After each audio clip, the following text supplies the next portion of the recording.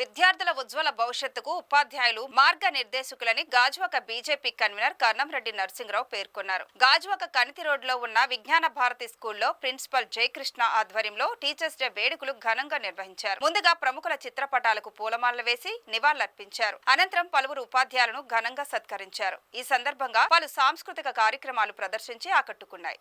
ఈ కార్యక్రమంలో ముఖ్య అతిథిగా పాల్గొన్న Narasimharao school correspondent VVL Srinivasarao మాట్లాడుతూ గొప్ప పండితుడు, తత్వవేత్త, భారతదేశ 2వ రాష్ట్రపతి డాక్టర్ సర్వేపల్లి రాధాకృష్ణ జన్మదినాన్ని ఉపాధ్యాయ దినోత్సవంగా జరుపుకోవడం ఆనందదాయకమని కొనియాడారు. ఉపాధ్యాయుల అంకితభావం, మార్గదర్శకత్వం, జ్ఞానం, ప్రోత్సాహం విద్యార్థుల ఎదుగుదలకు ఎంతగానో ఉపయోగపడతాయన్నారు. ప్రతిరోజు విద్యతో పాటు విద్యార్థుల వ్యక్తిగత అభివృద్ధికి ఉపాధ్యాయులు అమూల్యమైన సహకారాన్ని అందిస్తున్నారని, అటువంటి గురువులను గౌరవించుకోవాల్సిన బాధ్యత మనందరిపై ఎంతైనా ఉందని పేర్కొన్నారు. విద్యార్థులు ఎంత స్థాయికి ఎదిగినా విద్య నేర్పిన గురువును, విద్యను అభ్యసించిన పాఠశాలను మరవకూడదన్నారు. సర్వేపల్లి రాధాకృష్ణ సాధారణ ఉపాధ్యాయుడుగా పనిచేస్తూ అందరికీ ఆదర్శంగా నిలిచారన్నారు.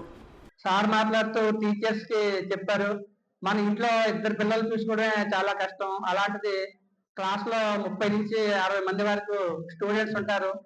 వారందరిపై కూడా దృష్టి పెట్టి అందరినీ సమానంగా చూస్తూ వారందరినీ కూడా తీర్చిదిద్దే క్రమంలో మీరు ఎక్కువ టైం పిల్లలతోనే కేటాయించినందుకు మరొకసారి టీచర్స్ అందరికీ ప్రత్యేకమైన ధన్యవాదాలు తెలియజేసుకుంటూ, మరి భారతరత్న, భారతదేశ మొదటి ఉపరాష్ట్రపతి, అదేవిధంగా రాష్ట్రపతిగా కూడా చేశారు సర్వేపల్లి రాధాకృష్ణ గారి జయంతి సందర్భంగా ఈ రోజు 5వ తేదీని టీచర్స్ డేగా మన భారత ప్రభుత్వం ప్రకటించడం జరిగింది.